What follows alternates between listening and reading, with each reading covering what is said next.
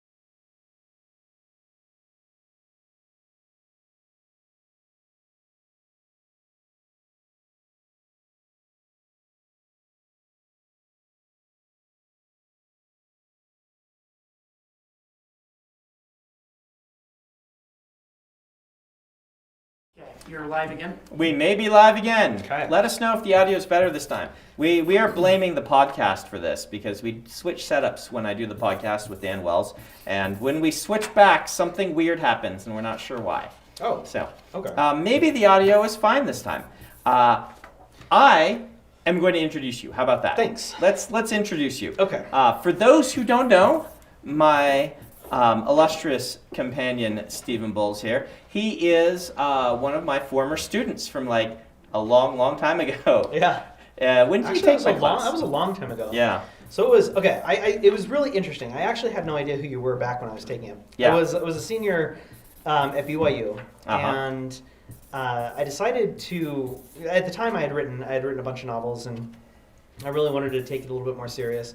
And so I decided I need to start taking more creative writing classes. So I looked up, see who the best rated creative writing professors were. There was like 2. On what rating thing? Like on? No, just general ratings. Like Just- there wasn't like a specific rate my professor type site. Okay. It was more like I wanted feedback from people who had taken these classes because I wanted to Okay. get some really good. But where did you look? Well, I mean, I just went on and actually just Googled the names of the different professors. Oh, okay. And said, has anybody had any experience with this? And there were different Reddit forums or and things like that. And there were a few professors, good reviews. All the reviews came in for Brandon Sanderson. I'm like, okay, I'm gonna check this guy out. And so I went to add the class, and I tried to add it, but it was full. And I'm like, I have senior registration status. Why is this full? And so then I emailed Professor Sanderson and said, hey, I hear you're a really good creative writing teacher. Can I add your class? And you emailed me back that day and you said, well, there are no slots open, but if you want, you can always come and sit on the floor. And I'm like, what in the world is this? This is weird. I can come and sit on the floor to the lecture. So I did What a little bit year more was this? research. Do you remember? When did you graduate? Let's see. This was probably 20. Let's see, 16, 15, 14, 13, 12, maybe 2012? 2012. Okay. Does that sound about right? It's about nine. About Which 9 which years ago. class room was I in?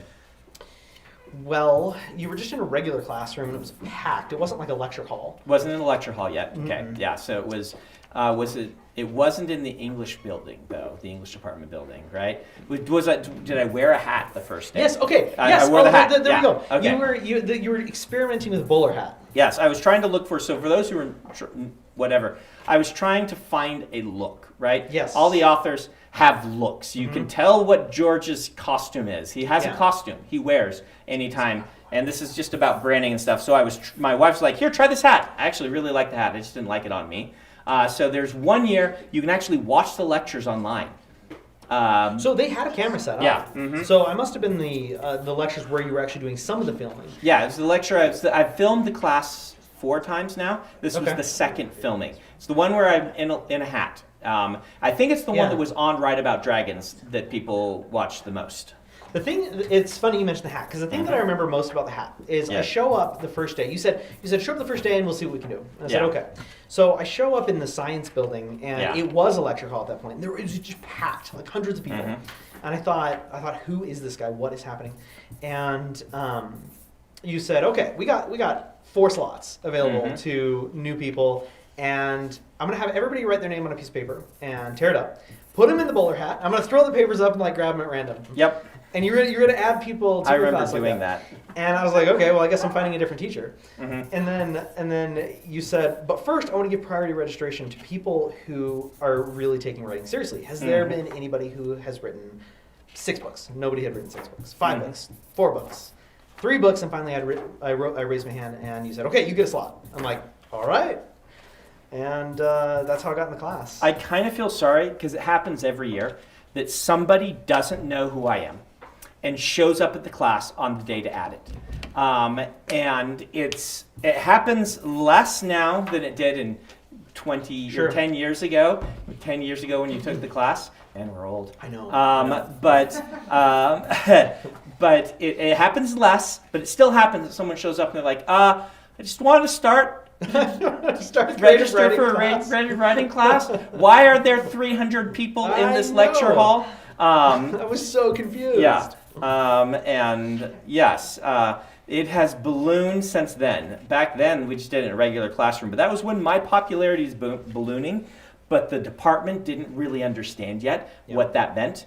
And then afterward, like, I did that classroom like 2 years, and afterward they're like, should we give you a lecture hall? I'm like, yeah, you should give me a lecture Well, yeah, hall. because we were in an actual classroom, and it was Yeah.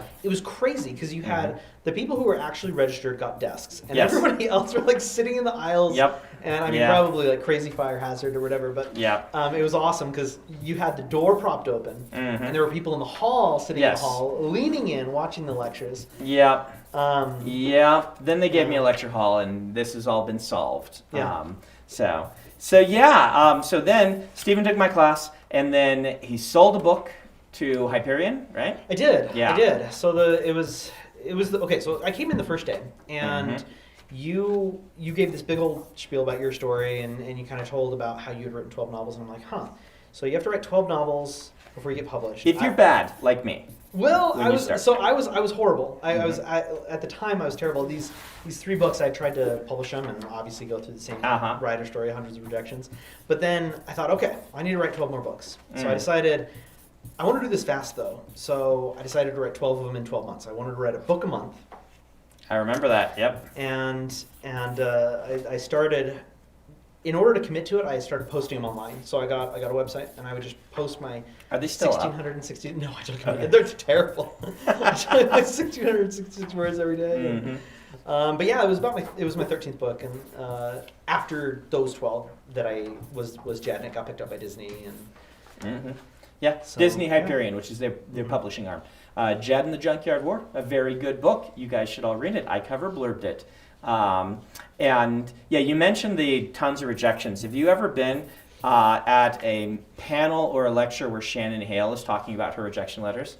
I have. She does actually. the coolest thing. Yeah. Did she do it? She didn't. No, Okay. It was shorter, but Okay. tell me about it. She does the coolest thing because everybody has their stories about getting rejected, right? She has taken all of her rejection letters, then she has laminated them and rolled them up into a long roll like a red carpet, and she flips it, and it rolls all the way down the aisle out toward the door of all of her rejection letters laminated in a row. It is That is so cool. yeah. Shannon is great, and she does things like that. She comes up with things, and that ever since I'm like, man, that is the coolest way to show how much work you got into getting published. Is roll it out the door. You got published, and then you started coming to Magic Nights. I did. How did we end up doing that? That was a really was interesting story. Isaac, actually. right? Because you. It was Kara. It was Kara. Okay. Yeah. So what I did was. Because your agent and Isaac's agent are the same agent. Uh-huh. So, Yep. but yeah. So I met Isaac later, actually. So I met Kara at a Barnes & Noble. Okay. Um, Kara is, by the way, my CFO and the head of merchandising and store operations. She's the one that has me sign these things. So. I'm so nice. That's Kara off screen saying she's so nice. she was. She does a lot of things for Brandon. Manages a lot of things, and she was there working at one of his book signings. It was for.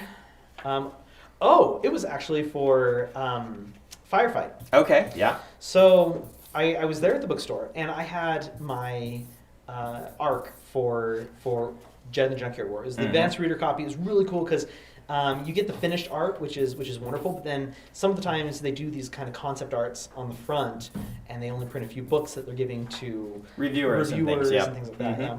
So I took one of the books to him, and I had, because of that first day where he had talked about his journey of having to write 12 books and kind of this work until you make it, I thought, you know what, like that really ended up being a huge influence in me persevering through 15 books before I got published. And so I ended up dedicating the book to him. And I went there to his signing and gave him the book instead of, asking him to Gave sign. it to me. Yeah, I gave it to him. I was Yeah, signing a book for yeah. him. Yeah. But I was sitting around there and like his book signings are crazy. I'd never been to a Brandon book signing before. And so many people show up for those things that it lasted until like 3 a.m. Yes. So I was sitting around like some creepy guy lurking in the bookstore at midnight, and Kara is like peeking around the corner. Who is this guy? What's going on? Finally, she stops me and she says, "Can I help you with something? Like, what are you doing? You're not in line to get your book signed." So I kind of told her why I was there, and I had before written a letter to Brandon about kind of how influential that concept of persevering through all these books was to me. And she was like, "Oh, I had that letter, and I was going to give it to him, and I read it, and that's so exciting." And so she had me wait around until everybody was gone, and then that's how we connected. Found out we were and at this both point, into Magic the Gathering. I have to be honest with people. What? Gab. Because Me you did talk? not. Am I? You did not put that on before. So Oh, we just okay. were getting ambient noise. Oh, ambient from noise. you. They've been able to hear him though? Yeah, Kind because of. I had Oh, okay. extra gain on it. Okay. How's this? Is this any better? You didn't have your lapel mic on. I didn't. That's a thing that we do sometimes, Apparently. We apparently. can have you lower it down like probably 3 or 4 inches. 3 to 4 inches. All right. We've been having this lovely conversation. It sounds like Brandon's having a one-sided conversation with himself, which is kind of our job, so we're used to it. But I have to be honest with students, with people, is I do not remember my students, particularly from those middle years, very well at all. I am not a real professor, right? I'm a Sure. lecturer. And part of this is I do the class once a week. So I meet with people 12 or 13 times across the course of the year. Cool. And Is that any better? We'll find out. Okay. that is just not enough to get to know them. Right. I could put the effort in, but the effort to do that would be would make it difficult for me to also be a writer. Sure. And there's so many of them too. Yeah. And you might be saying, yes, yeah, you have 300 people in your class. It's not even that. I now do 300-person class, and I break into a 15-person class. But Okay. even those, remembering them is difficult. So when you come to me at that point, I knew you were one of my students, but I did not remember you specifically, right? Yep. And it wasn't until you started kind of showing up, the first time you showed up at Magic, and I'm like, oh, that student is at Magic. Okay, and then like you became a friend, right? Yeah. Like moved from, you're no longer Stephen. It's actually kind of weird for me to even say Stephen, my former student, because that's not where we are anymore. It's now Stephen, Sure.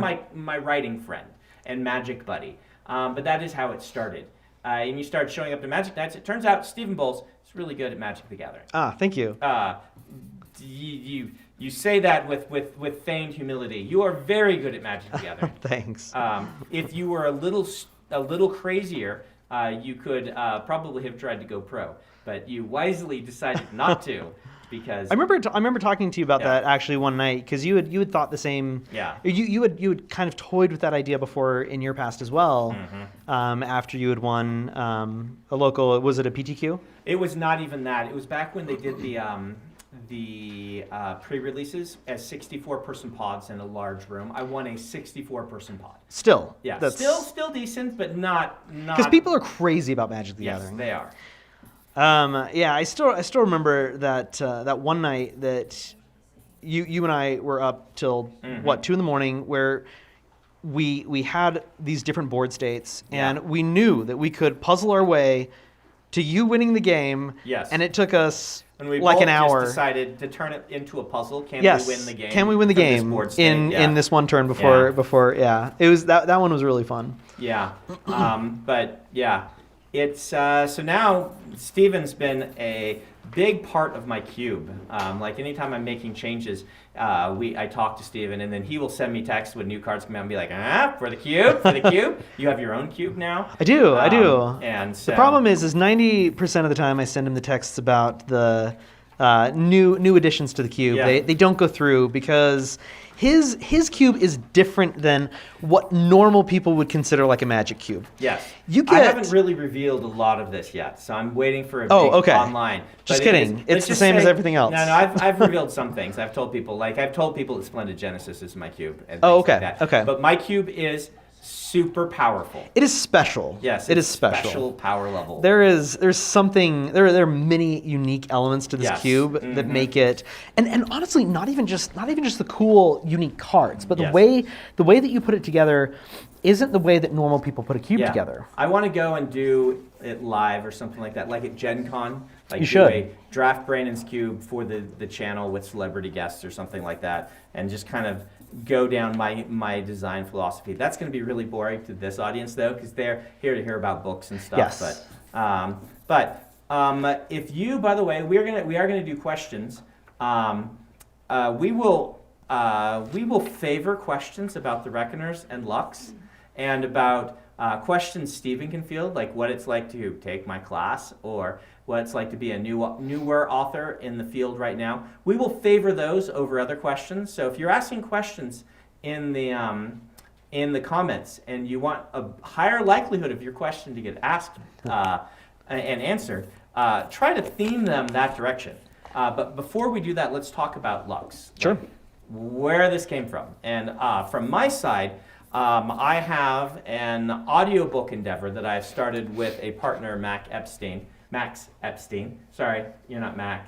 Max Epstein, who you can see on the landing page of Lux if you want to go see Max talk. He's sitting over here with producer Adam, not mic'd up tonight, where he and I noticed that audiobooks they're a big deal, and we like audiobooks, and audiobooks are selling really well. And so we wanted to start creating some audiobook originals. And one of the things that Audible, who is the reason Lux exists is because of Audible. Sure. They wanted more Reckoners because they really liked the Reckoners books, and they were my audio publisher on the Reckoners books. And so they're like, can we get another Reckoners book? And so I had this thing in the back of my head. I'm like, I want to do another Reckoners book. I want to do it co-authored. And then after Magic one night, we were chatting. Do you remember how that all played out? Yeah, so it was kind of interesting. It was a couple weeks before that where, so I originally had written middle grade, and that's where I got published through. And he liked the world building in the Jed and the Junkyard War book, and one night at Magic Night he said, "Hey, one of these days maybe we should talk about doing a co-author project. I have this idea for middle grade fantasy." Yes, which you book. can't reveal because someday I'm going to do that one. I won't. So I went home. I started thinking about some ideas, and I met with him the next Magic Night and said, "Hey, I have some ideas about that book," and he said, "Actually, let's hold off on that one. There's something else that's kind of coming up right now. Audible is interested in continuing the Reckoner series. I have an idea to do 3 novellas, kind of individual heist-oriented style, kind of encapsulated stories that feature taking, a new team of Reckoners taking out a particular epic." And he asked me if I'd be interested in thinking about that. And so I went home and tried to, at that point, put together some ideas for what that could be, what that could look like. At that time, we talked about certain parameters of kind of the things that he was interested in, what Audible was interested in. Right. And over time, those 3 novellas morphed into a single novel. Yeah. Like, each draft, they were more like that until finally we're just like, this is just a novel. This is, because originally it was like 3 novellas about 3 different characters. Then it was 3 novellas about 1 character doing 3 different missions. Then it was 3 different novellas taking this one mission and breaking it into 3 parts. And then it's like, okay, it's just a novel. Yeah, and the problem was we kept writing out these novels, and they were these supposed to be categorized as novellas, but each one of them was like 50,000 words, and they were super real surprising for a project I'm involved in. Right, super long. It goes long. And so finally we just decided, okay, this is a novel, and it worked so much better because it's what it wanted to be all along. Yes, it was one novel, and Audible, thankfully, was on board for this. They're like, yeah, sure. They seemed really excited about that. Yeah. And so this is Lux. This is where it came from. So a couple of things to preemptively answer questions people are going to ask. When does it take place? It starts during the events of Calamity, the 3rd Reckoner's novel, and goes past the events of the end of Calamity. Yeah.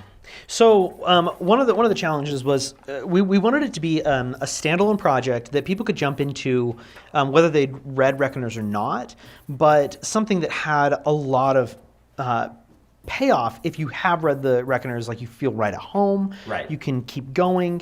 And so there was this kind of tricky question of where do we start the book. So ultimately what we decided was to start it around kind of like middle of Calamity, that type of thing, and then have it go past the end of Calamity with kind of the promise that we'll see post Calamity as the story progresses. Yep. And if people really like this book, we have plans for how to kind of integrate it a little bit more into some of the characters. Like, it was important to us that this one be standalone. That if you haven't read the first 3, this one stands on its own. It introduces the premise again, but it works on its own. And so you're not going to see a ton. You'll see little Easter egg connections that we're building toward. Hopefully people will really enjoy this, and we'll do some more with this. So if you want more Reckoners novels, then you should go check out Lux. The other preemptive answer I will give you is why audio only? Well, because Audible was the driving force behind there being another Reckoners novel at this point. I knew I was going to do some more eventually, or at least I suspected it. I've never promised I would. I felt that I probably would, but it was not going to happen in any immediate time frame. It was quickly entering that realm of, yes, I'm going to do a sequel to Warbreaker eventually. And then they really wanted it. They were hyped for it. They were excited. And so that's what made this happen. And so it's exclusive to Audible for a period of time. And we will eventually have an ebook and a print edition of this book. But for right now, we would really appreciate those who like audiobooks supporting the audio edition because, For sure. Audible has been really a great partner on this. They've worked really hard with us to make this happen, and we're very pleased with what they've been doing. So let them know that they made a right choice in asking me to create a fourth Reckoners novel. That's what I would say. Definitely. Mm-hmm. And in that case, like reviews posted on Goodreads and things like that matter more for this than for my other books because this is a new enterprise, something new. And so we would really like to hear what you guys all have to say on this. Absolutely. This is we want some guidance. This is our second Mainframe project, but it's our first novel. Yeah. And it's the first time we've taken something that I created and then expanded it further. So we want feedback from you guys on this if you're willing to give it to us. For sure. Adam, any questions that have popped up that you think are really interesting and that we should answer? The most popular question is for Stephen to talk about his shirt and tell people where they can get it. Stephen, so because producer Adam isn't mic'd, I'm going to repeat all the questions. People want to know about Stephen's shirt and where they can get it. I believe I've complimented you before on You that have shirt. actually, So, yeah. Where'd you get it? So I wish I could tell you, but unfortunately, my wife buys all the cool shirts for me.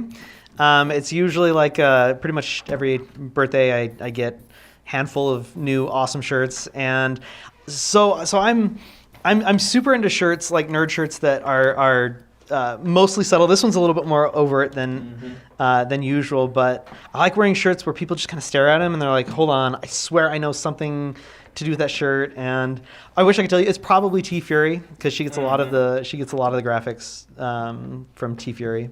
That one's really nice also because as a person who pays attention to IP and stuff, it's actually a Star Wars shirt without really violating any Star Wars IP and stuff, which is kind of cool. I don't know if it's licensed. Probably not. It doesn't have to be because it's not using their characters, their art, or anything trademarked or copyrighted. Yeah, So I like when people can do stuff like that. Exactly. I have this other shirt that only a few people have kind of realized where it's from. If anybody is a diehard Firefly or Serenity fan, it's got this 8-bit Stegosaurus and the 8-bit Tyrannosaurus Rex from like a Google Tyrannosaurus Rex, and then it says betrayal on the top. And I get the weirdest looks on that. They're like, I don't understand that shirt. Like, where is it? So if you don't, go watch the movie Serenity. Yes. But big Firefly fan. I've wanted to get I've seen Starry Night done with the ship, so you have kind of Firefly Night. Or did you watch the show when it was in its original? Oh yeah. So you and then just like baffled, like why is this ended? Why isn't there a second? There were 2 episodes they didn't let. Yeah. We watched it, my roommates and I, and we're really excited. And then it just vanished. I know. So. It just I couldn't understand why, and blown away that something wouldn't be renewed like that. And then I find out that the entire world is feels the same way. And this is all in definitely uproar. not a hot take. Firefly was good, y'all. I know. Yeah. So other questions for us, producer Adam? Yes, Composteria 7 wants to know if there were any weaknesses either of you wanted to include but ended up finding it too silly or complicated to do so. Any weaknesses for epics that we wanted to include that were too silly or complicated, so we didn't do it? So that's an interesting question because the weaknesses are always, you want them to be clever. You want them to feel satisfying, and when you get to that weakness, that there's just that mind-blowing experience of, oh my gosh, it was there the whole time. So it's so tricky. I mean, I don't want to talk too much about the weaknesses because don't talk about the ones in the book. Exactly. Spoilers. Yeah. When I was originally designing the Reckoners, I realized it'd be very easy to go very silly, right? Because the concept of superheroes is silly. If you aren't familiar, I should give a pitch for the Reckoners universe. If you aren't familiar with the Reckoners at all, if you've never tried them, it's the idea is that people started gaining superpowers, but only evil people got them, and so the Reckoners are a team that assassinate supervillains. And the basic idea is they're heist novels where you figure out the weakness of the epic, set a trap for them, and try to bring them down. Basically, is the core premise. It's kind of started in the same place that The Boys did, the TV show, which would start as a comic just a year or two before I wrote The Reckoners. It did, yeah. But these go very different places. We're doing more kind of almost post-apocalyptic novels that are heist-based. And so the weaknesses could very easily, like, they could have just been random. And that's... that would have been bad if we leaned into it too much, because the whole premise of superheroes is a little silly. And so because of that, you kind of, I think when you're writing superhero stuff, you need to embrace some of the silliness, but you also need to stay serious, unless you're writing something completely comedic. Otherwise, there's just not going to be heart. Like, you can't be making fun of the superhero genre too much while you're writing it. Otherwise, your story just falls apart.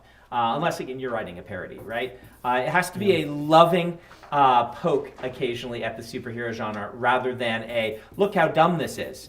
And it'd be very easy for the weaknesses to be, look how dumb this is. Oh, magical green space rock makes him lose his powers. Let's lean into that, and it's super dumb. It's like,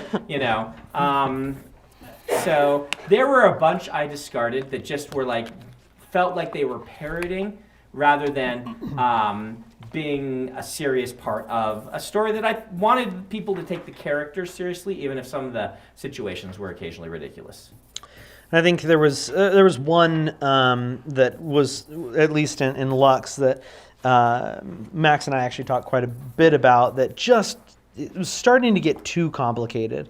I think there's this really fine line of trying to get something that's unique and interesting without being overcomplicated.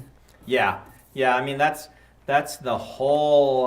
That's writing fantasy and science fiction, right? Yeah. It's like, make it elegant but original. That's hard. Right. As hard as naming super villains or super powered characters in a world where Marvel and DC have been around for 70 years or whatever, naming things, and there are names for, like, I have a hard time with names in general with all my characters. It's even harder when you're trying to do a simple concept that is so translatable with just a quick buzzword that is unique and original, and names are tough. Names are tough. All right, producer Adam, what do you got for us? Throw some questions our way. They want to know what the process of co-writing with someone different than writing on your own. Yeah, every co-written project you'll talk to people about seems like it has a different process. I am using we are using for these ones kind of what the classic Bain process. Bain Books does a lot of this. It's kind of a classic science fiction process where one author is in charge of doing the actual prose, and another author is involved in brainstorming and revisions, right? And so we brainstormed together. We worked on an outline together. Stephen wrote the book. I did a pass on it, mostly kind of editorially focused, but a pass where I was also doing revisions and things. And then Stephen took that and then polished it to make sure that the voice remained the same, made edits and revisions based on some of the things I'd suggested or pointed out. And that was the revision process for us, the co-author. Yeah, and process. when he says he did a pass on it, I mean, I think he should get a little bit more credit than that. I mean, it was we're talking like every single line was completely marked up. It was a very intensive. I took a month off and spent exactly. On this. It wasn't, right. and for Brandon, that's a couple of Way King's books. So, I saw my wife sent me a meme the other day where it had you and Martin and Rothfuss, all your faces right next to each other, and said 3 fantasy authors got together and decided that they would shave every time they completed a book. And Right. I thought that was pretty good. That's why I'm the baby face of the three. Right. Yeah. I mean, I did feel bad for you at some points because I was marking all over this place. But I gotta, it's a Brandon Sanderson book too, and that was what we wanted to do. This isn't a Brandon goes off somewhere else and then comes back and says, "Oh, what's it? What's this? A new book?" It's Reckoners is my world, and I wanted to make sure. So we were the prose is Stephen's, just like the Wheel of Time books. The prose is mine. Hopefully, the soul of the book is both of ours, just like the soul of the Wheel of Time books is mine and Robert Jordan's. That was the co-author. Have you done any other co-authoring? So I'm working on a book actually with my wife right now. She also does fiction, and it's a middle grade two-person perspective. And oftentimes, at least with a lot of co-authoring experiences that I've seen, that is a pretty popular one. Yeah, that's the other big one, is that each author takes a viewpoint and writes the scenes from their viewpoint. Yep. That's the Pratchett Gaiman Good Omens. Sure. They both are dodgy, or have been dodgy about, but it reads sounds that like that. way. Yeah, it really does. And then they both, of course, did passes, they say, but a lot of the things. But of course, but then Dragonlance was done the way that we did these. Margaret did all the writing, and Tracy did revisions and outlining. And that's how a lot of the books happen. I use Bane as an example. Larry Correia works with people on and things like that. But they're both kind of very common. You see the alternate. I'm trying to think of some other alternating ones, but I know that the Pratchett Gaiman one was more like that. It does feel like that, at least when you're going through it. I know, like Sorcerer and Cecilia, which I often bring up as a great epistolary novel, happened that way, alternating chapters with different viewpoints and things. So is that what you're doing? You're each alternating chapters? We are. So it's a middle grade book. It's called Zinderbale's School of Villainy. It's about a kid who is an aspiring villain and wanting to take over the world, and goes to this academy where they teach you villainy, and her viewpoint is from a girl who is sent on a mission from the League of Heroes, and she's infiltrating it, pretending to be a villain, and loses communication with the hero world, and trying to survive amongst 1,000 villains and try to save all the kittens from the alligators in the moat. And there you go. Yeah. So kittens and alligators, they mix real well. I mean, alligators need to eat too. Yeah. So. Producer Adam. They want to know if you adjusted the way you wrote, and this one's for Stephen, if you adjusted the way you wrote the book knowing it would be audio only, at least starting. Sure. Audio only. So question is, did you adjust the way you wrote the book knowing it was an audio original? So when we had started, Max, the producer on the project, he and I had talked about some different ideas. Could we kind of play with this? Could we play with that?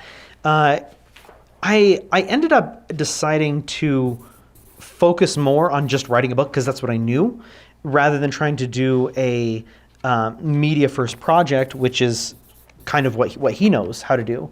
And Max's background is in Hollywood. It is. So that was something that I don't know. Looking back, I may have looked at things a little differently if I went back into the whole thing again, trying to incorporate more of the audio only stuff. I don't know how many people out there have read or listened to Project Hail Mary, but they have kind of some similar audio first elements in that, which is really cool.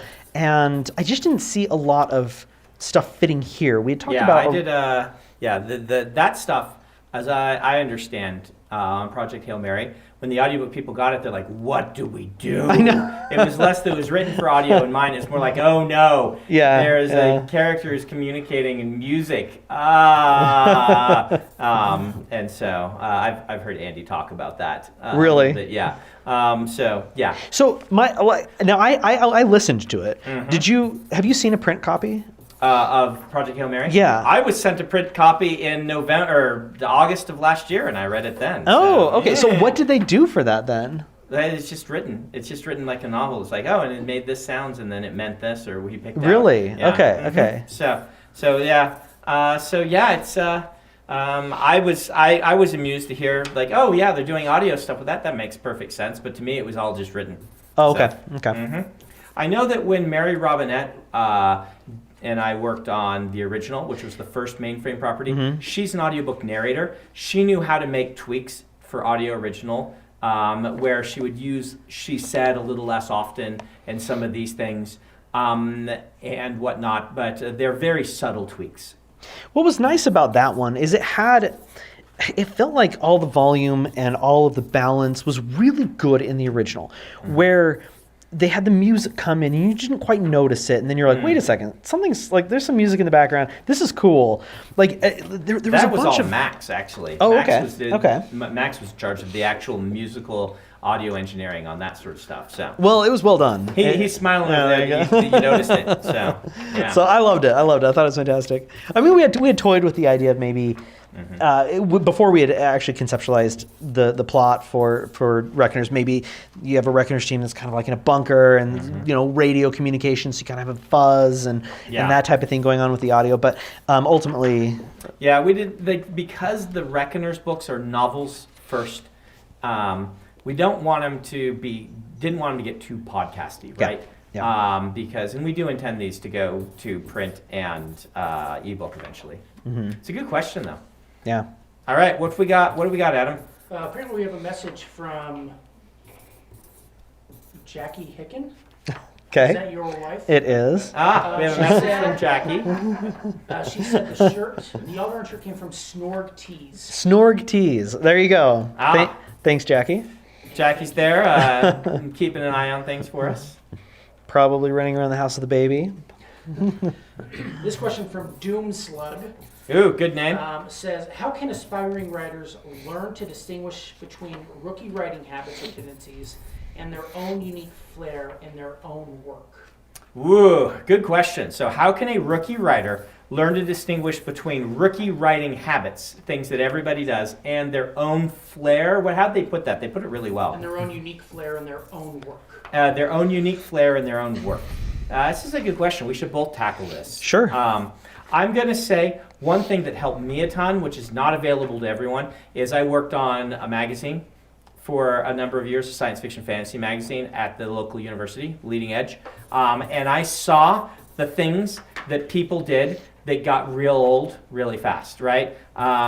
Like the book that starts with a dark, mysterious figure at night that is the protagonist whose name you don't know, that is secretly watching somebody else and then emerges from the shadows and there's like lightning and they're really cool. This is a person who's watched a lot of cinema, perhaps some very cliched cinema, and is introducing the character the way the character is introduced there without a name or anything. And then later on it's just the character's name. There's no reason for keeping it. And it reads really well the first time, and then you read 30 of them and they're all interchangeable and you're like, which one book was this again? Stuff like that you will run into. You will run into the short story trope of the twist ending is that they're Adam and Eve, right? The characters were Adam and Eve all along. We got like one of those every couple months at the Leading Edge. Really? Yeah, it was the most popular of the things behind the dark, mysterious figure introduced with a bolt of lightning opening were probably the two biggest ones. But you start to realize some of these things. I mean, kind of a little bit of what he was saying. The first thought that crossed my mind when the question was read was, read a lot, write a lot. I mean, you read a lot and you're going to start recognizing things that you're not doing that you should be, and things that aren't sitting well with you that you are doing. And for me, it was this when I did that project of 12 novels in 12 months, it was this huge learning experience for me, because I tried to pick a different genre every time I picked a book. I mean, anything from dark comedy and horror to fantasy to young adult to romance. How long were most of these books? My requirement is 50,000. 50,000. So you're doing Yeah. a NaNoWriMo every month. Yeah, Yeah. yeah. And I mean, remember it you seems telling me it that. seems daunting. Yeah, but like honestly, when you get good habits, I mean, Brandon is somebody who will tell you about habits all day long. When you get good habits, it is not as crazy scary as you think, because it was 1,666 words a day Yep. that I had to do, and that once you get your words per hour up to about 800 to 1,000 words an hour, you're talking an hour and a half, and Yeah. you can do that. Yep.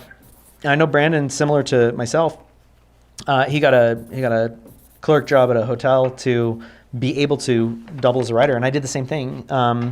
Earlier on, I was working at a school as a night security, where I had access to a computer that I could write all night, and that's what I did. And it takes an hour and a half, 2 hours once you really get going, and if you're super serious about it, you can get to Yeah. that point. Yeah, good habits, practicing, reading a lot. Having a writing group can help you. Yes. Like now again, writing groups can be dangerous. They don't work for everybody. For some authors, having a writing group is a bad thing, particularly if you're workshopping a book that you are not finished with yet. But one thing they can do is provide a test audience, and your test audience, you're just getting good beta readers if you don't workshop, who read your book, and training them not to try to fix your novel, just training them to respond to your novel, so you see what the market is going to say. And if a lot of them are saying, wow, this part's interesting, but this is really cliche, then you're gonna know. I do think there's also a danger in trying to fix too many things too fast. Yeah. There's this thing that I try to think about a lot, where you have craft and you have content. You study craft, but you can study it forever, and you'll never progress beyond a certain threshold until you start producing content. And then you can produce content forever, and you'll reach a threshold that you can't break through until you start studying craft. And there's this balance of studying craft and producing content, and you'll start recognizing it, and just pick one thing to change about your writing, instead of saying, oh, this is cliche, this is a problem, this is an issue, and trying to fix it all at once. Just keep writing and try to isolate small things to fix. That's really good advice. What do we got? I have a related question. At least I think it's related. Santiago from Argentina says, how much should I edit as I write, and how much after a first draft? Okay. How do I find more plot points to not make my plot so simple and short? Okay, So, let's yeah, two let's do the questions. first Let's do question. the first one. And the other one's a good question too. We'll see if we remember to get to it. But the first question is, repeat it to us. How much should I edit as I write, and how much after the first draft? Okay, how much should you edit as you write, and how much should you edit after the first draft? There is not an absolute answer to this. Santiago is the name you said. You really are going to have to discover your own style. However, the majority of writers that I know agree that editing while you write is dangerous, because you get in this mindset of, number one, it becomes hard to turn off your internal editor. You see the flaws in what you're writing, and then you want to endlessly go back and revise. And number two, it breaks your momentum. You end up focusing on a scene instead of the large-scale narrative that you need to put together in building a novel, which is really hard to train yourself to do, to put together a narrative rather than write a scene. And you'll notice that a lot of newer journeyman writers get really good at scenes, but their books fall apart. And this is because they focus so much. You have to learn to make those scenes good. But if you never practice what is the full novel that I'm building? How does this all connect? How do I keep a hold of these character arcs and things? Then you're going to be in trouble. It's a lot easier to get that good in the first draft and then fix the chapter by chapter needing a little more oomph than the other way around. That said, there are writers out there that editing as they go is just an essential part of the process. A lot of writers I know will go back to the writing they wrote the day before, do a quick pass on that to get them back in the mindset, and then write their next scene without self-editing, and then do the same thing the next day. That's totally legit. I know people who revise just as they go a ton. I feel that most of the time you should practice not doing too much self-revision at first as a new writer. You should focus on getting the story done and then fixing it. I mean, I feel really, really strongly about this in particular for new writers. I think new writers, I tell new writers this all the time, that the best thing you can do is plow through the words, because sometimes getting started and seeing that blank page and seeing maybe a sentence on there, not knowing where to go, is one of the hardest things to do. One thing that I do to prevent myself from doing too much self-editing, my writing process is probably different than a lot of people's. I tend to, at night, when it's late and everybody's in bed, I grab a digital recorder and I leash up my dog and I walk for 3 or 4 miles and I just dictate for a couple hours. And I during the day is when I take all of those dictations and transcribe them, and I can do all the editing there. But what it allows me to do is produce content without stumbling over what I'm actually doing. And then I get the chance to do both. I get the chance to actually do revisions before I'm actually making my final draft, but I also get the chance to produce the content, because sometimes it's so easy to get bogged down with those kind of inhibitions. You see that sentence and you want it to be different, and so you can't progress, and it's really hard to get past that sometimes. Now, I would be remiss as a writing professor if I didn't mention that there is a strong school of thought against this idea. I agree 100% with Stephen. I think that momentum and getting your first draft done, which is the classic writing advice, is the best way to do it. It has always worked very well for me. I imagine a book like a block of stone and the finished project like the bust that you have carved. And you don't start by going and getting the eye right, and then the next eye right. You start wearing it down to get closer and closer to the thing you want. That's actually a great metaphor. And there is a school of thought of writers kind of that champion the Heinlein's rules of writing, which say don't revise unless an editorial demand requires it. And this school of thought believes that you should train yourself to do it right the first time and then leave it alone. I don't agree with that school of thought in that it hasn't worked for me, but it obviously works for some writers out there. Dean Wesley Smith is a big champion of this school of thought. If you want to read up on somebody who has a different perspective on it. And what genre does he do? He does a lot of westerns, a lot of mysteries, and a decent amount of sci-fi. He's known for doing a bunch of tie-in novels. He's done a lot of Star Wars tie-in or Star Trek tie-in novels and things like that. But he's written hundreds of books. Okay. So you can check out Dean. Dean's a great guy. He's really really nice. I've met him a number of times at various conferences and just always thought he was wonderful. I disagree violently with this method of storytelling, but it works for him, and so it's gonna work for some other people out there. And I, as a writing professor, I view one of my jobs to be to present the different options, not just my option. So. That's great. Yeah. There's a question that came through from Maria McDonald that I think is interesting. So she says, what compels you to write stories? And what's been one of the wildest moments in your writing journeys? Ooh, cool. What compels us to write stories, and what's been one of the wildest moments in our writing journey? My wildest moment is very obvious.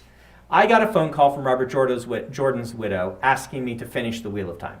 That was a really wild moment. If you want to hear more about the moment, my channel here, Adam asked me that question once and I told the story in depth, but that was a really wild moment. Do you have one, or do you want me to talk about the first part while you think? Go ahead. Yeah. Okay. So first one, what keeps me writing? It's not very uncommon. It's for a lot of writers. I have these stories in my head. I'm really fulfilled by telling them. I'm really fulfilled by sharing them with people. And it's happened, since I was a teenager. I've had them in my head, and one of the reasons that I talk about the 12 novel thing is I actually wrote 13 before I got published, but after book 12 was when I had that moment of, what am I doing? No one's buying my books, and that's when I made that decision. I've talked about this a lot, so I won't repeat myself too much, but no, I just really love this. I'd keep going. If I never sold another book, I'll be 90 and I'll have written a book every year for my entire life. That's just what I'm signing up for because I just love doing this. Some people just really love doing stuff. There's things that we all just really, really enjoy. My brother loves painting minis. My wife just loves reading books. I like writing books. I like telling stories. This fulfills me. So that's what the spark is for me. That's amazing when you can love something and have it align with a paycheck as well. When it can align with a paycheck. Yeah. And what's that? Producer Max has come over to tell me that we are number 9 on Audible right now. So there we go. We have that's broken exciting. into the top 10. That's really exciting. Breaking news Yes! here from the news desk, the Max news desk. I've been refreshing my computer like all day long, so Yes. that's really exciting. Thanks for the share.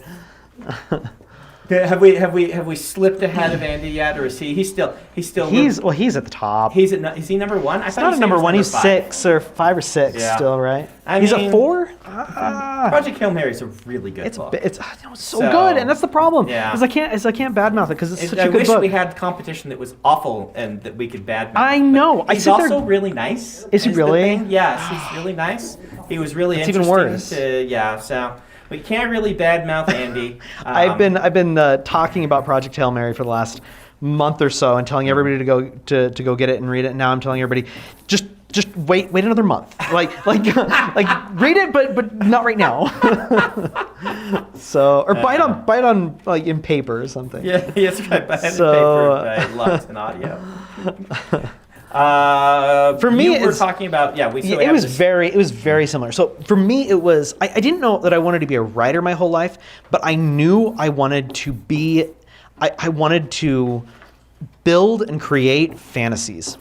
I even as a little kid, I would draw these little armies going to war and battling, and I would tell stories about them and each individual person and the creatures, and I would tell stories about dragons from the dragons' perspectives, and I loved everything to do with fantasy, building stories, and I didn't know that the medium I needed was writing for years. In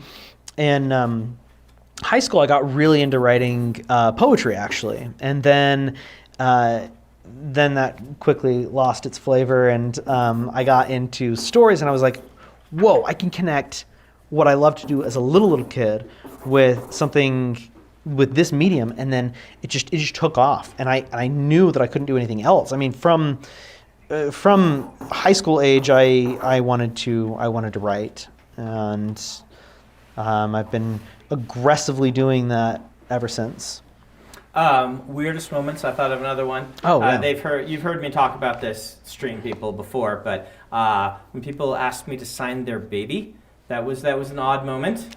Just the onesie. So I actually did it. I don't sign body parts because I have had requests to sign inappropriate parts of the bodies before, and I have not been willing to do that. But I did sign a baby once. That's hilarious.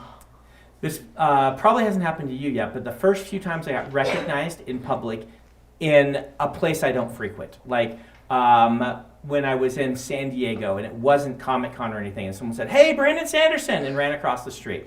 That happened like fairly early in my career, like 4 or 5 years in. I started getting that, and now that's just common, right? Anywhere I go, there's a decent chance I'll be recognized. Doesn't matter where. A lot of times at the airport, or wherever I am. It doesn't matter what country I'm in. The most interesting one was actually, I was visiting Jerusalem, and I was visiting the Wailing Wall. Okay. And I was there actually with Max. And Max was showing me around Jerusalem. He'd lived there for a little while. Or at least in Israel, and someone, it was one of the High Holy Days, and he came up and he's like, "Mr. Sanderson, I can't ask for your autograph because I can't ask you to write on a holy day because it's against." Because he was Orthodox. Yeah. But he's like, "I'm just so happy to meet you," and it's right there at the wall. Oh, I'm that's so cool. yeah, I'm like, it was super cool, and I got him a signature the next day. Yeah. When it wasn't one, but the first few times that happened, it was so weird. Now it's normal, but it was so weird. So I've never been recognized. Uh-huh. I've had people. I've had people talk to me. They've recognized my name before with Jed when it was early releasing, and we had sold some copies. Right. And you go somewhere and you're like, my name, and they're like, I know name. that. Yeah. And that's been kind of cool. Nothing crazy yet. I mean, let's see. I still remember the day that I got my agent was I had been talking to her. So this was after I'd written, my tons and tons of books, and I wrote this book called Stories for Robert, still not published yet, but it was you get this feeling. I don't know if this happened to you too, but like when I had written that book, I thought to myself, I get it. Like Right. I get how to write something that's good. And it's just something clicks, and you know you're there. Yeah, yes. I had that happen. It was actually it was with Elantris, right? I'm there. Yeah. I know I'm there. Yeah. But then you don't sell. And then you don't sell, and you're like, was I wrong? When am I actually there? Yeah. And then you hover around it. Like Yes. for me, I started winning. Yeah. Not winning some awards, but like placing in the awards, and I started, like getting personalized rejections, and I'm like, am I there? Am I not there? Am I on the cusp? Yeah. That's actually a kind of a heartbreaking time, right? It's okay. So it was so heartbreaking. The Stories for Robert book I mentioned was my 13th in that series of 12. The 12th book was actually Jed in the Junkyard War, and that one I really believed it was going to get published, and I believed in it so much that I got too scared to send out queries. And so I didn't. Yeah. I didn't widely You jinxed query it. yourself. I did. And Yeah. it just sat there. And so I wrote Stories for Robert, and then I sent it out, and I was like, this one I'm not as in love with the book, but I know the writing's good. And I sent it out, and I only sent out about 20 letters, and then within a week I got several offers and requests for the manuscript and all that kind of stuff. So it was really, really exciting to that moment. And I guess if we're talking about the exciting moments in our careers, that moment where you realize I know what's been missing. I can do this. I can write fiction that works. Yep. Yeah. The moment when I first got the phone call from Moshe, the first editor who offered on any of my books, that was a weird moment. Yeah. Because you live your whole professional career. For me, I had written 13 novels, right? I've been doing this professionally without selling anything. Yep. So not professionally, but you know what I mean. Full time, dedicatedly for about 10 years, and you do that. And in your head, you have this hope. You're like, I really want to do this full time. But what am I going to do if I can't? Right. I had gotten to the end of my about to the end of what I could do, right? Because once you are in your 30s, it's a lot harder to work a minimum wage job overnight and not have like a real social life or things like that. And I had gone back to school as a delaying tactic to get my master's degree. Solely as a delaying tactic. There was no It's just aspirations. hilarious Yeah. to hear how much it's the same with how I went through things. Yeah. But yeah, go for And it. you're like, I don't know if you had it, but I've told this story before. I would get calls from my wonderful father who might be watching, and he'd be like, Brandon, your mom is really worried. And this was him saying, yes, your mom is really worried, but it's also him being like, are you sure? Are you sure this is, I'm your father. It's my job to make sure that my son, who is turning 30 and still living in his friend's basement working a minimum wage job overnight, is not going to end up doing that for another 10 years. Yeah. And I love getting those talks. 'cause Yes. I think finally getting the call and being like, oh, I haven't invested my entire life into this for nothing. It's actually, even if the book flops, I can at least say, hey, look, it wasn't for nothing. I'm not secretly terrible at this, right? That was a weird moment, though, because you move from everything being a myth almost that you're making for yourself into it being a reality, and you step out of the real world into the dream, or you pull the dream into the real world, and it's And those moments really do feel almost dreamlike. Yeah. We had been, my agent had been submitting Jed, I mean, somewhat widely. Yeah. But we were entertaining a lot of different offers, and I remember we got an offer in, and it was from a small press in the Midwest, and the advance that they were going to offer us was $500, and I was sitting there thinking, is this the best it gets?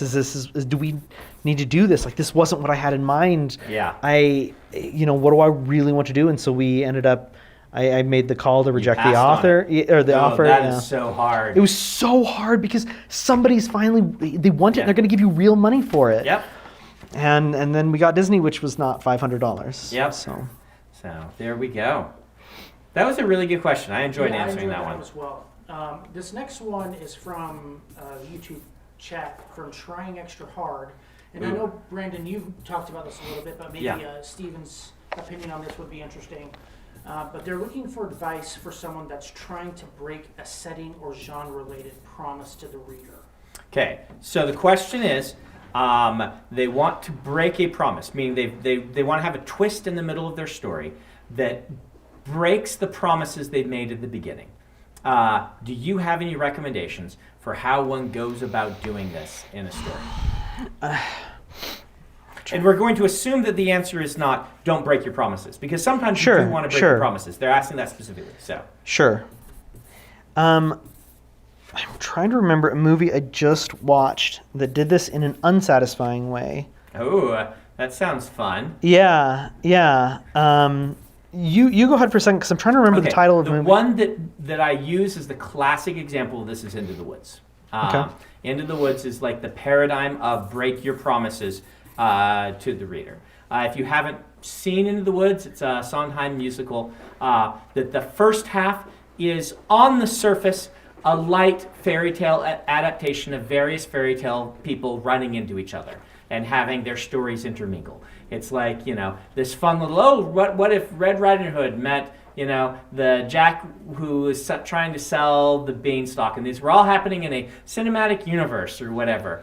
And then halfway through, no spoilers, yes, spoilers. Halfway through, it turns into a very different movie where terrible things happen to all these people and everything goes crazy, and it basically becomes a horror story. Not fully horror story, but it at least becomes a dark thriller. Which, if you're familiar with Sondheim, is not surprising to you. This is the person who wrote Sweeney Todd, for example, and Assassins, and things like that. So, and I look at that as a great model because there's a couple of things going on in breaking promises there. One of which is that Sondheim is building new promises while fulfilling shallowly the initial promises. And so under the undercurrent, I say it's surface level, it's not, it's actually kind of satisfying because he introduces these people and they're all just not great people, right? Like there's a whole thing about Into the Woods is this idea is that people in fairy tales, if you actually go read the fairy tales, they don't seem very good by our modern standards of what it means to be good, right? Like Jack going up, climbing the beanstalk, robbing the giants, and then killing them. This is this moral? Is this, what we're looking at as what a person should be doing? And there's kind of a bit of that running through this. And these people are not, they all have big flaws. And the second half is about all kind of punishing them for this, but also kind of forcing them to step up and change, where the fairy tales themselves don't.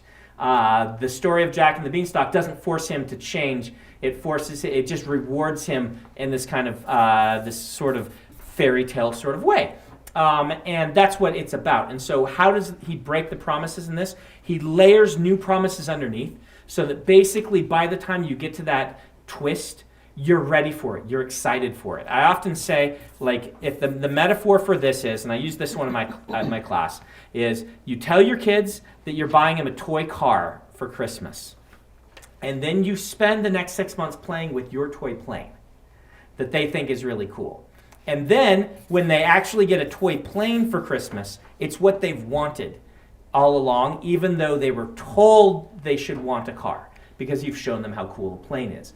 And one way to do a twist like this is to show them that they want a plane. If you watched the movie while you were sleeping, it does a really good job of this. It gives you a promise and then gives you something better that you wanted all along. And I think what's most important is not to break the expectation just for the sake of breaking it, where you're trying to just do a plot twist that is shocking for that shock value.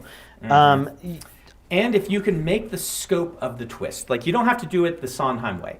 You see a lot of great stories that make a promise. It's kind of a small scale promise. And then halfway through the story, the character realizes that the problem is much larger, and that promise just goes out the window because they have to face the much larger issue. And this ties a lot into that character arc as well, because that person is a changing person going through an experience that they might. You take the Stardust has Tristan if you're reading it, Tristan if you're watching it. He has a certain expectation, these certain goals that he's going toward, where the entire movie he's really traveling toward a different set of goals, a different set of principles, and so when that change in character comes, it's not unsatisfying. Right, you can, and it's hard to do, it really is. But if you can have the twist happen where you break the promises and the response is not, oh, I'm sad now. The response is, oh, wow, now what? That's what you're looking for, right? And it's hard, but I mean, George Martin's entire career has been based off of that moment. Being able to really make it stick when the big twist happens and the thing that you think you were promised doesn't come to pass, and instead of being disappointed, you're shocked and excited. That's the moment that you're building to. And so, you can study how George does it. He's really good at this. It's one of his plotting geniuses, is his ability to do that to people. This is probably slightly tangential and maybe unrelated, but it just got me thinking of, so I really love the game Dark Souls. And some of my favorite moments are when, you have to be playing it for the first time, so you're not expecting it, but you're walking down this path and you have this clear objective of what you're supposed to do. And you kind of walk around the mountain, you kind of do these zigzags back and forth, and you've had this, your sights on the terrain this entire experience, but they haven't been on the terrain, they've been strictly on the end of this path that you're traveling on. And suddenly, out of nowhere, you get crushed by a boulder, and then you get so upset because the boulder came out of nowhere, and how unfair is that? That's so dumb. And then you realize that you've been walking around the boulder the entire time. The boulder's right there. It's been there the whole time. In fact, you had to kill 2 enemies by the boulder before you actually went down and got crushed by it. And so things like that have to feel like you've had that in your mind, so when that twist or that change happens, it was in your face the whole time, and it was kind of your responsibility to look for it, I guess. Good question. This one's for Steven. Eric Hansen wants to know what your favorite part about working at Adobe was.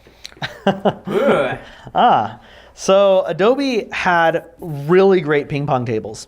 I mean, usually you have these ping pong tables with, they kind of like fold and they, not very steady.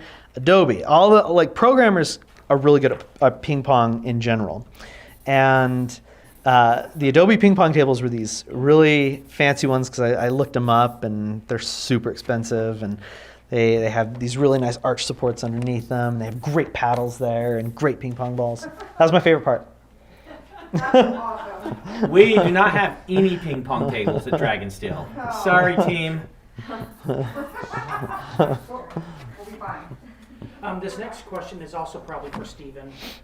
As someone who is hoping to get a novel out there in the next couple of years, would you recommend going self-publishing or trying for traditional? Okay, if someone was trying to get a novel out there in the next few years, would you recommend going self-publishing or traditional, Stephen? So I ask a lot. I meet with a lot of first-time writers, or young authors, that type of thing. And one thing, when I'm usually meeting with somebody for the first time, I like to get a feel or a sense of what their overall goals are. It's a little bit backwards, I feel like, to start at the end, to say, well, I want to be this kind of an author. First, I really kind of want to know what they want in terms of their goals as a writer. Like, is this something you want to be doing for the rest of your life? Is this the only thing that you want to be doing for the rest of your life? Is this a passion project that you've had for a few years that you want to, this idea that's been burning through your mind that you just have to get on paper, and once it's there, then you're okay setting the series aside? And I've had like the whole spectrum of answers with people, and it really helps kind of guide the answer to that question that was asked, because I do feel like everybody's very, very different in that sense. There's a magic in writing, and the worst thing you can do is corrupt that magic in your storytelling and your writing. And an easy way to do that, to lose the magic, is to not know what your goals are. And if you maybe aren't as interested in going the traditional route with a traditional press, because it's a lot of work. It's a ton of work. It becomes different than maybe what I had in mind in the beginning.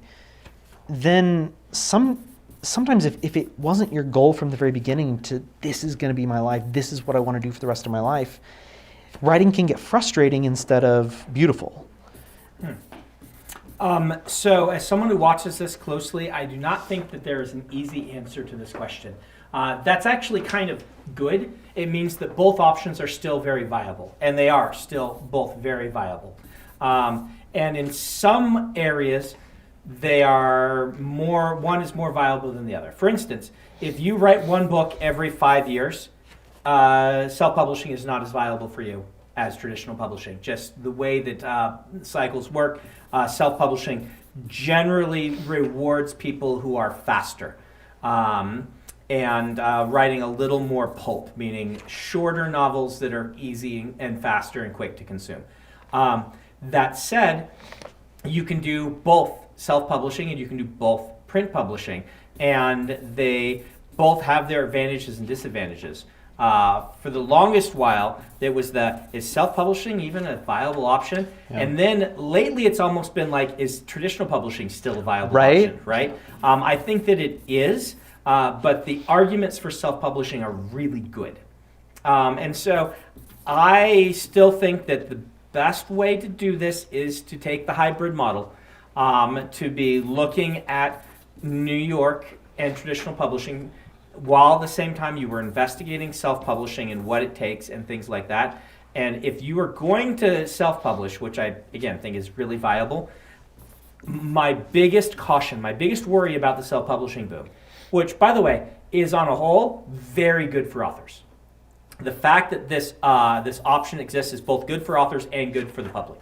That authors do not have to go through gatekeepers anymore allows more different types of narrative to find a market, and it allows authors to be more in control and give them more options. But the biggest danger is, we've both been talking about how great it was for us to have to spend some time learning our process before we started writing the books that became our career. And this is not the only story you'll hear. You'll still hear plenty of people who publish their first book. But our experience is much more common. And I have never met an author who is an established author who is sad that their early books didn't get published. They're all happy that those are not published, that they're not available to anyone. And this is because your first few novels, you grow so much as a writer, and you learn your process so much. And a lot of times, readers will give you one chance. They will try a book. You will still meet lots of people are like, yeah, I tried a Sanderson book, it wasn't for me. Now, I write a lot of different styles of books. Yeah. There's a decent chance that one of my other books would be a really good match for this person, but they've tried a Sanderson book and it wasn't for them. And there are a lot of authors that I have tried. I'm like, all right, let me try their first book, see how they are. Often I'll try their second if it's not in a series, just so that I can give them one. But, taking some time. One of the dangers with self-publish is that you finish your book, your first one, and a lot of people who finish their first book, we all kind of feel this way, are like so proud of the accomplishment and cannot imagine that this book is bad. Yeah. And just want to get it out there and be a published author. And I would recommend that you make yourself wait a few years. Maybe this is terrible advice. Someone else might give better advice. It's why I try to find out yeah. people's goals when I ask them about this, because I want them to, if they're super serious about this, I want them to take the process really seriously, because even when it's not your first book. So when I got my first editorial letter from Disney, it was 20 pages single-spaced. That's a long It was a big one. letter. It was a big one. A lot. And it was, granted, it was not all revisions. It was also reflections. Yes. But this is a but it was big. 50,000 word middle grade novel. Even. Yeah. So, 60, 70, something like that. 70? Yeah, They let you get 65, away I think. with 65. They made me yeah. cut down the second one Okay. to under 60, so it's 59. Okay. But the first one, but the first one was 65, 66, something like that. Mm-hmm. And the editorial letter was like, what, a quarter of the book, something like that. It was just ridiculous. Yeah. And so, but after going through the editorial process, it was grueling. We went through a ton of passes through the book. At the very end, I had this book that was not entirely different, but so much better. Mm-hmm. And having gone through that process, because I was actually really, really close to self-publishing that one. I hadn't had any success in the traditional sense, and I thought, well, maybe I just try to self-publish this one. And looking at the process I went through to have it become the book that it is now would never have happened if I had self-published. Yeah, and don't take from this Brandon saying self-published books are crap. They are not. There are a lot of self-published books that are of equivalent or higher quality than traditionally published books of the same style or demographic. But what does happen is a lot of people rush out their first novel or second novel to get it published and throw everything they have into making those books successful. And then the books are kind of mediocre. And it actually, like, you see so often, I don't know if you have, but I see so often someone writes their first book, puts it out, invests a ton of money into marketing and emotional effort and time into marketing this series that is, if they had waited and written a couple more books and understood their process and really got to where it clicked, and then written a trilogy and then thrown all that into that, they would have become a professional. And instead, they crash and burn. And this happens so often because the books just are mediocre. Not all everyone's. All of mine were. Yeah. Name of the Wind is the first book. But Harry Potter famously is the first book. Not everyone's first book is terrible, but a lot of us, our first books are terrible. And then putting everything you have into that, I worry about a lot of those authors. And you mentioned the emotional effort too. Yeah. That is the thing that kills me more than anything else, because you can rebuild after a failure, but when you have no desire to rebuild, there is no rebuilding. Yeah. And if you've done that, you can change your name and start launch new books. It's not the end of the world, but there's that sense that, oh man, I can't actually do this. I worked so hard, and no one is denying that you worked so hard, but maybe don't self-publish your first book until you've written a few more, and you can look at it a little more objectively. And then maybe your first book is genius and you do want to publish it. But maybe you'll look back and say, wow, I'm so glad I didn't publish that. Now that I've written my fourth, I know what I'm doing. I'm going to write a trilogy that is playing to my strengths, and I'm going to go make a professional self-published career out of that. Yeah. So this next question comes from Nathan Mortensen. They say, so where the original was written specifically for audio, Lux seems to be written in a typical novel format. How does Lux fit into the goals that you discussed for Mainframe? Okay, great question. That's a good question. While the original was written specifically as an audio project, one of the reasons I didn't write the original, though I had the idea for years, is I felt like I wanted to do a co-authorship with Mary Robinette on this, and wrote it specifically for audio. Lux is written as a traditional novel. How does it fit into our goals for Mainframe? Well, one of the main, there are two kind of main goals for Mainframe. Pun intended. The first one is to publish audio originals that match the audio format. I'm working on one of those with someone right now that just you couldn't write it in another format. It just doesn't work. The other main goal, though, was to deal with the fact that Brandon has too many ideas and not enough time. Was to find co-authors that I trust and that I like and are really good, and co-author books with them so that more of these ideas and stories can get support than I can do on my own. And The Reckoners is a great example. I would not have been able to continue the series. I just really don't think I would have ever gotten to it, despite wanting to, until the Mainframe opportunity came along, and I said, well, I can co-author this. It takes less of my time to do so, and hopefully still create something that the fans love. And also I get to work with my writer friends. Like, that is secretly one of the big parts about Mainframe is I want to do cool things with my writer friends. Like, for years, Dan Wells and I have been sitting down, like, you can listen to our podcast about someday we're going to collaborate on something. But there was never an actual opportunity for that. The fact that Mainframe exists that is mostly collaborations. Once in a while, I'll release an audio original that's just me off of it, but almost all of them are going to be collaborations. Exists gives me that excuse. And here's a life lesson from a very old man now in his 40s.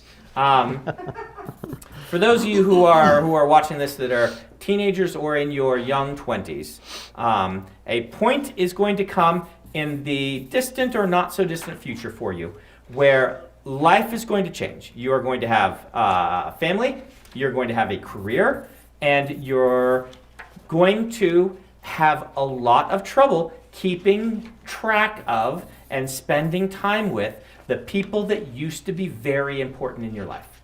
Your friends, you might think, man, my friend group is eternal. You will, most of us, run into this thing where it's just suddenly you'll realize it's been 7 years and you haven't talked to your college roommate that was once your dearest friend.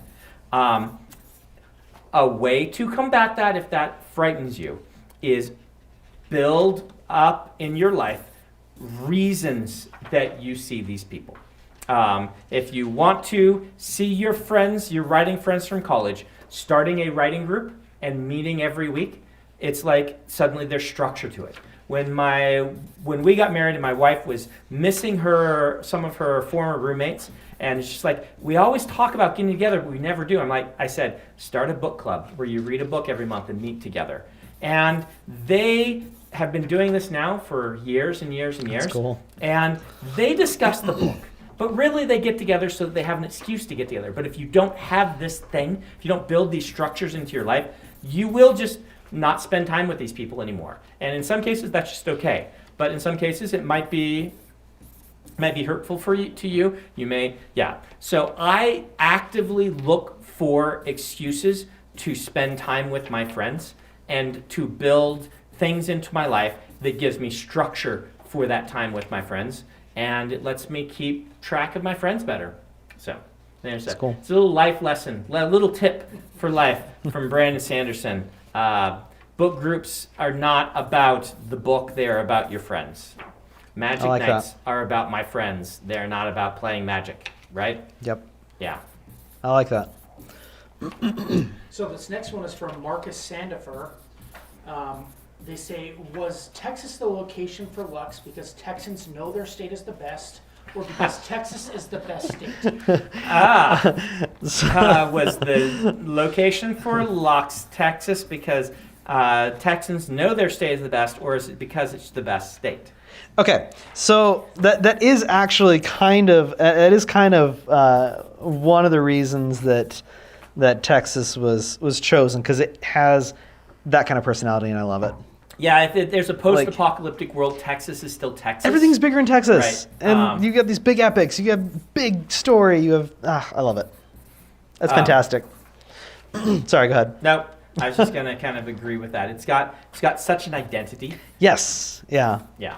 And I will say, McLeod did such a good job with the Texas characters, the narrator of the book. The next one is from friend of the program, Evgeny. Hey, Evgeny. Long time no see. I just hung out with Evgeny at Jordan Con for like 3 days. So, yeah. He says, topical question for the both of you. And, well, I don't do it. Anyway, what is your epic power and weakness? Bonus points for sound effects. Oh boy, what is our epic power and weakness? So my weakness is early mornings. If I were an epic and you needed to kill me, you need to wake me up early in the morning when none of my powers function. Though jokingly, I don't. This has happened with your kids. Memes grow in families with children. Sure. And one of the memes is my wife always takes the kids through the car wash and buys them ice cream or something afterward. And I don't take my cars through the car wash, right? It's just not a thing that I've ever really spent my time doing until it gets really dirty. And even then I would probably make Adam do it, right? Just not a thing that I do. And so the kids will always be like, car wash, let's go through the car wash, because they associate car wash with ice cream. And I will tell them, no, if I go through a car wash, my superpowers go away and I can't write books. And so now every time we pass a car wash, they'll be like, Dad, write a book. And I'll tell them the premise. I'll be like, oh yeah, it's about a potato. And that's it. Just a potato. How's that? And they're like, yeah, it's a terrible book. Your powers went away. So car washes might be, meme-wise, my power. I think that if I'm gaining a superpower, it's I have some weird superpowers. Like I have learned way more of an understanding of what time it is just innately than my wife does. Okay. Right? Like if you ask me, hey, what time is it? A lot of times I'll just be like, oh, it's this, and I'm within 15 minutes. Right? I just know what time it is. Maybe because I'm. Does that come from like such a rigid schedule? Do you think? Time management stuff, I think, is part of it. Yeah. Definitely, and things like that. And I just, I know what time it is. I gauge the passage of time, I guess, well, or things like that, and it always baffles her. And so that there's the superpower. I mean, the obvious one is that I actually write books and do my job, but a lot of people do their job. So my epic power is I know what time it is. It's more of a smedge talent. Okay. I'd probably say my epic power and my weakness are the same thing. Uh-oh. And that would be video games. Video games. Okay. So I don't know. I love video games. I recently have been super into Metroidvania games.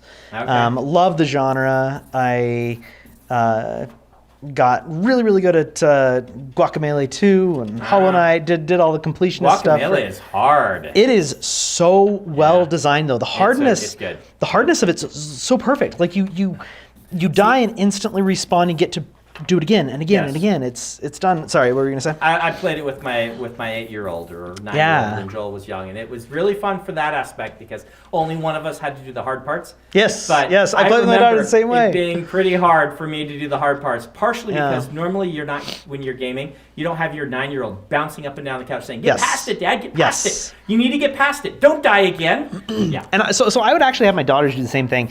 They would sit there and watch me play these games. I did probably the hardest video game thing I've done in, I can't even remember how long. It was I don't know, probably about 6 months ago, maybe less. But Hollow Knight has this expansion called God Home, and Hollow Knight by itself can be a pretty challenging game. The bosses can be challenging, and it's really kind of built a lot on these cool bosses with unique moves. And it's another one of these Souls-like. It is very Souls-like. 2D platformer Metroidvania. It is. There's a bunch of Salt and Sanctuary. Salt and Sanctuary is really fun. Metroidvania, the reason I like it so much is so crisp. Grim Valor was good. It was Grim Valor was a lot more action based, but this God Home challenge, you go to this location and you fight every single boss back to back without healing, and then you fight harder versions of them, and then you fight a brand new boss that is absolutely just.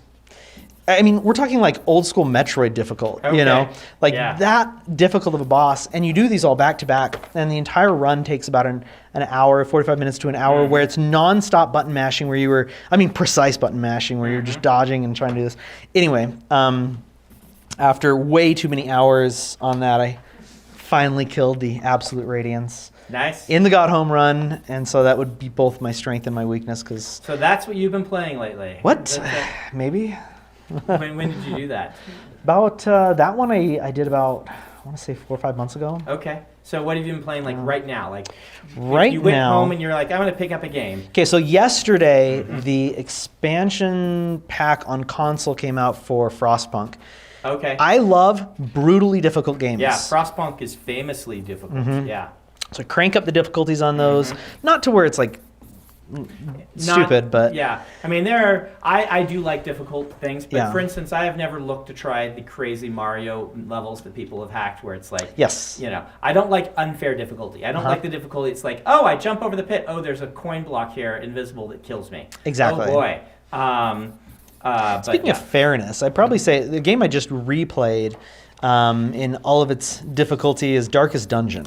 Oh, I've tried to talk to you about this before because it's got to be one of my favorite games. Brutally difficult, but so fair. Yes. You've told me about it because there's an infamous comic called Darkest Dungeon or Dark Dungeons that is an anti-D&D devil panic scare. 80s style. If you play D&D, the devil will possess you. Comic strip. Oh, that you okay. can read. Yes. Okay. So, yeah, I always think of that when you mention it. Yeah. It's quite infamous. It's a fun read. Let's say if anyone has played D&D. I'm gonna have to check it out. And it's completely serious. It is not parody. Though there is apparently a movie adaptation which was done by ironic fans of the comic. So say it again. What was it called? It's called Dark Dungeons or Dark Darkest Dungeons? Dungeon. Okay. Darkest Dungeon D&D comic. If you Google that, I'm sure you'll find it. Okay. Someone in the chat, I'm sure, is going to pop up and say, Brandon, it's called Darkest Dungeons, or it's Dark Dungeoneering or something. But Darkest Dungeon. Darkest Dungeon. So anyway. So Darkest Dungeon was I guess. So it was done before that. Then it was originally called Darkest Dungeon. Then I don't know. That's the comic. Cool. And so the game That's awesome. you like is called Dark Dungeon. It's called Darkest Dungeon. Okay. It was a game called by a company called Red Hook. Okay, they could not have made that without knowing about this. They had to have. Yeah, so it's got to be an intentional joking reference to. That's cool. To this. So, yeah. What kind of game is it again? So it's a roguelite where you're doing a dungeon crawling kind of side-scrolling turn-based. Okay. Side-scrolling turn-based. Okay, it's kind of weird. It's not really like side-scroller action. So you'd have to play it to see it. But what you're doing is you have this team of 4 that just kind of bobs around, and that you're scrolling through this dungeon, but at the same time you're watching it go on a map that you have in the corner. You're making decisions on how to act, and the battles though are kind of like a turn-based order matters style, where you have 4 against 4, and your abilities affect certain placements and ranks on the different teams. But what I always feel bad that I never played was Dungeon Keeper. A lot of people I know just love I haven't tried that it. game, and maybe I should just go back and play it. But it's from like the early 2000s, and so all the good games are right, like 90s and 2000s. Yeah. So, but never played that. There's my geek shame moment for the day that I have never played Dungeon Keeper, 1 or 2. So, I've been playing a lot lately. What have you been playing? I haven't been playing. Oh, you much. haven't I been playing. I did pick up on mobile a game called, I think, Rogue Adventure. Any good? It's good. It's a Slay the Spire clone. Oh, okay. I like Slay the Spire. And so it's basically Slay the Spire, except all the cards are available for all classes. all Oh, the time. okay, okay. And there's like 12 classes. And so none of them play as uniquely as the Slay the Spire classes. But there is a lot more variety there. Well, there's got to be if you can Yeah. just Yeah. amass all the cards for all the different Yeah. classes, and I'm assuming each class has a different It has a interaction with the gimmick. card. Yeah, each one has a different gimmick. Like there's one that, every time you play, at the end of a turn, you heal equal to the number of combat cards in your hand, right? Sure. Or something like that.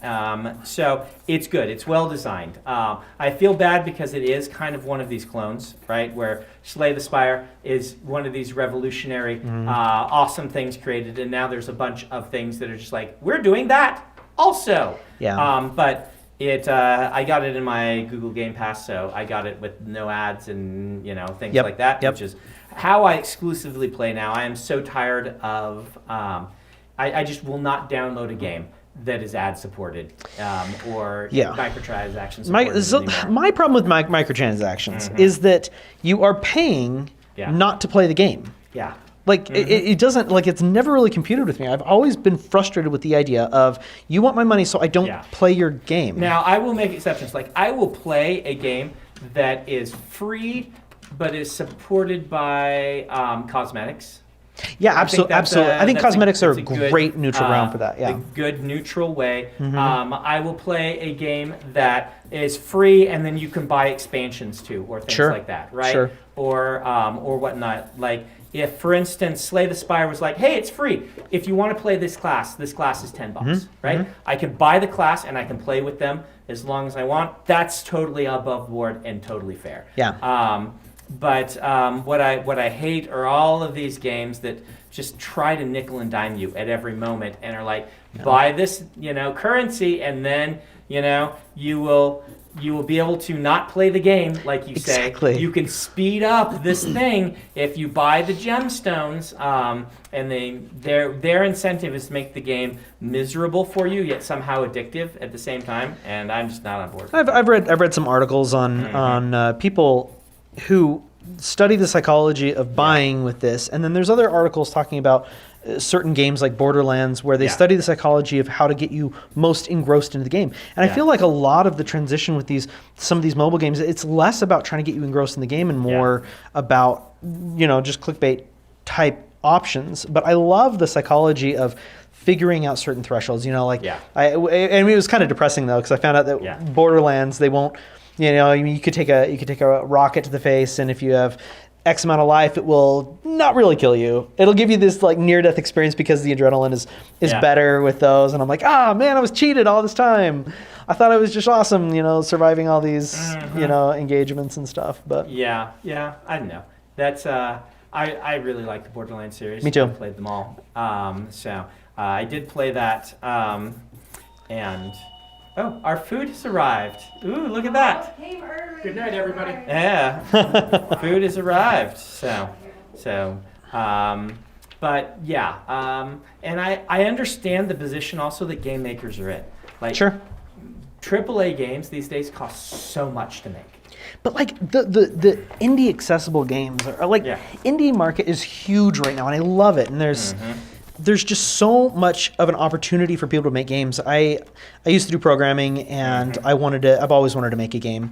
And I remember starting learning with the Unreal Engine, and you get in there and not knowing anything, you click 3D first person shooter, and you got this full screen guy with a ping pong ball shooter, and you can move around full physics and everything. So game making has become so accessible, so I feel like artists can really make special things. Yep.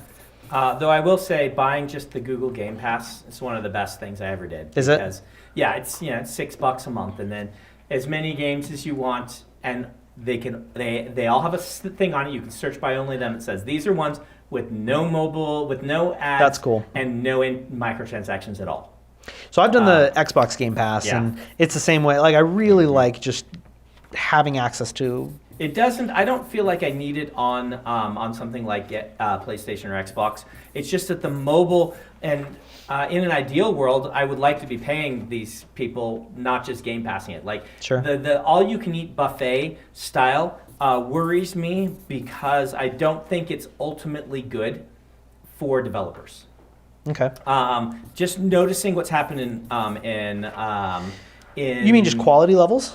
No, I think that it's about incentives again, right? So look Sure. what happened with music. I have a Spotify thing. I pay for Spotify, so I'm part of the problem here. But music earned a certain amount, and then streaming came along, and these services came along, and the services were all about we'll get people to stream by offering really cheap prices for the streaming package.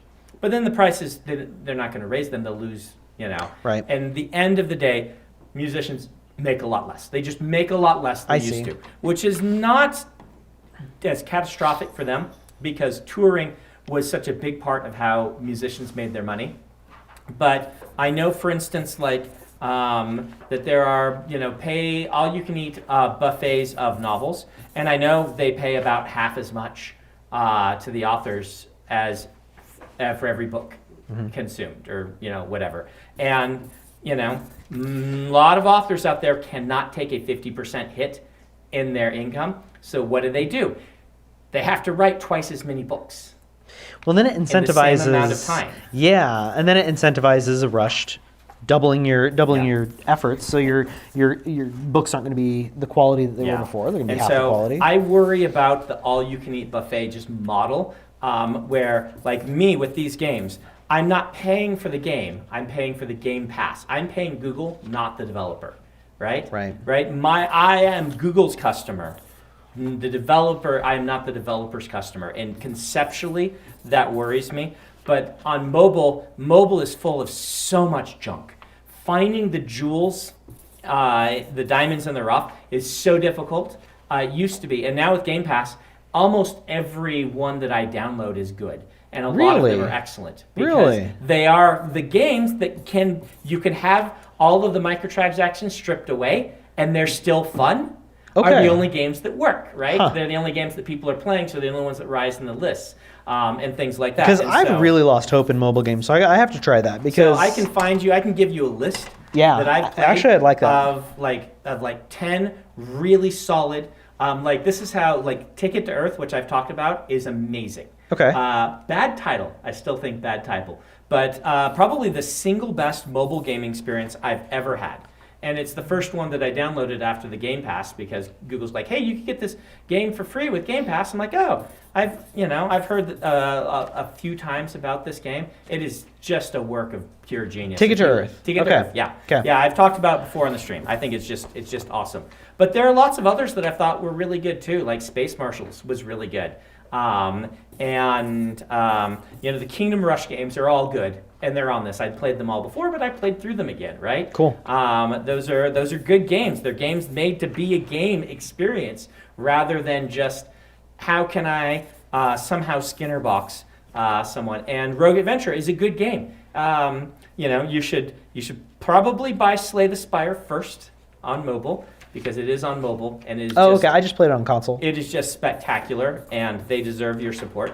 Yeah. But once you played Slay the Spire, you can download Rogue Adventure on your. I'm not supported by Google Game Pass, by the way. They're not advertising, but it just has helped me find good games that I enjoy. Awesome. So, yeah, I was really worried. For a while, I'm like, I cannot find any games on mobile that are just that aren't. And I pretty much had given up. Yeah, on and if you haven't games. played Downwell, of course, Downwell is one of the classics. It's really good. Okay, I need to after this. I need to get a list You from haven't you. played Downwell? No. How did you miss Downwell? No. Downwell is awesome. It's perfect for someone who likes difficult old school games, but with a new game mechanic. Downwell is it's basically a shooter platformer. Okay. But you are going down. You start at the top of a well, and you jump down, and you have gun boots. And when you hit the shoot button, you boost up just a little bit, right? But you have a limited number of shots in your gun boots, and so you have to land to reload. As soon as you land, it reloads. And so you're trying to land on these platforms underneath you. And okay, so not like a bullet hell style. Nope, it's not bullet hell. It's very much like a Mario or something like that with guns. Cool. It's like a Contra or a Downwell. Metroid. Okay. But lots of enemies, and the enemies are color coded, meaning you can land on them and kill them if they're one color, and if you can't, they're another color. so that you know Okay. which ones you have to shoot and which ones you can't. And if you know, and so you get in this sort of like you're parkouring, you're bouncing off an enemy, bouncing on this thing, shooting your gun 3 times, doing this, wall jumping off, and all the while moving your way down. And if you lose control, you're like, oh no, I'm out of shots. You plummet. You're gonna die. You're gonna run into spikes. You're gonna, and Does it have an end or is it an endless? it's 4 levels, 4 Okay, worlds. okay. Well, it's 4 worlds of 4. It's Okay. and it's procedurally generated. Those 4 worlds is a very spelunky sort of Sure. idea where, and so it's 16 levels, and Okay. when you get to the end, and it's you can buy it for like $2, and it's like a real game, and it's got a really quirky little art style, and it has actually for that style of game. It had an ending that brought a smile to my face. A Oh, that's 30-second ending that I'm like, oh, that's cool. I'm super happy that I did this. So. I'm always in the market for new game recommendations. So if And the it- chat it- has any, on a me phone, know. right? It's a vertical yeah, exactly. orientation. See, that so- makes perfect yeah. sense because you can be doing the platforming's. Yeah. So it is hard. It's one of these games where you're like, all right, I got through the first 4 levels. I'm getting a handle on how I do this, and then the next one introduces a new mechanic where you're like, I cannot beat this. What are they thinking? That's how Guacamelee felt. Yeah. And then you get to the 4th of the 4, and you're like, what are you, developers, what are you, but then, But you did it. You got through it all. oh yeah, by then, like the difficulty curve has those leaps between 1 and 2, 2 and 3, and 3 and 4, but you've trained enough that you can do it, and you can do it, and even though you panic when you first get to it, your skill level is such that it's totally doable. And you get to the point that you play through it a few times on that, and then you can beat the game every time, and so you need to up the difficulty by using one of their difficulty slider things. So Did you replay it then? what do you mean? Did you with Did you the play class? through higher difficulty? Oh, I did play through on the higher Okay, difficulty. okay. Yes, I did. I did one of the higher difficulty modes. There's Okay. like 3 or 4. And by then I was kind of done with the game. Sure. But I did play through one of them, and even still, once in a while, I'll be like, oh, I have 15 minutes. Oh, doing well. All right. That's awesome. Let's go strap on our gun boots and go shoot our way through some levels. Okay, So, that's cool. Down well. down well, and Ticket to Earth. And Ticket to Earth is a strategy game. There have been some good mobile strategy games. So I got to tell you, this game, again, I'm not sponsored by Ticket to Earth, but what it does is it's kind of a little bit inspired by the Bejeweled archetype. Okay. But what happens is you have a character who's an isometric 3D character, and they have trained to see the grid. And what happens is this is like a martial art form, and when they go into combat, a grid appears of all these colored blocks on the ground, basically a Bejeweled screen Sure. sort of thing. And you move your character by moving across the same color. So it's like all the red ones. And the further you can move, the more you charge up your power. And then you want to end next to an enemy who's also moved across the grid, and then hit them with your power. Okay. So you learn to be like, all right, if I go over here, I can get all the reds here, and then boom, attack them. And then each of the colors correspond to one of your abilities. So if you walk over the reds, you heal. If you walk over, and so there's this Final Fantasy Tactics style game. Sure. That has a Bejeweled sort of, not Connect 3, but in this place, connect as many as you can by drawing with your finger. It's built for mobile, again, with touch screens. And it just plays really well. It actually has a good story, like a legit good story with characters. It has a fun upgrade system. Cool. Just an excellent game that, and like, wow, why can't we have more of this? Why do we need to have more of, here, random Clash of Clans clone, number Right. 732, please pay us $1 to play our game every time, otherwise you're going to have to wait 15 minutes. Yeah. Yeah. And it's 7:55. All right, so let's get like a last question or something like that. I like this one. Mhm. From Barnaby Ruffles. They say, which is harder to write well, the secret bad guy or the secret good guy? Which is harder to write well, secret bad guy or secret good guy? Ah, boy. I would say that they both have their challenges depending on the book. I'm not sure if one is harder for me to write or one is or not. If I were gonna off the cuff say it, I would say secret good guy is harder to write because secret bad guy we write more often. in my experience. I'm the opposite. My favorite is, bad guys in general. I love writing bad guys, and the secret bad guy is fun as well. Yeah. I tend to enjoy those a lot more. Let's get another one, Adam. Sorry, I was not Oh, prepared. you were for this prepared because we went really Um, fast for that. We talked for like an hour on the last one, and then this one. Whoopsie.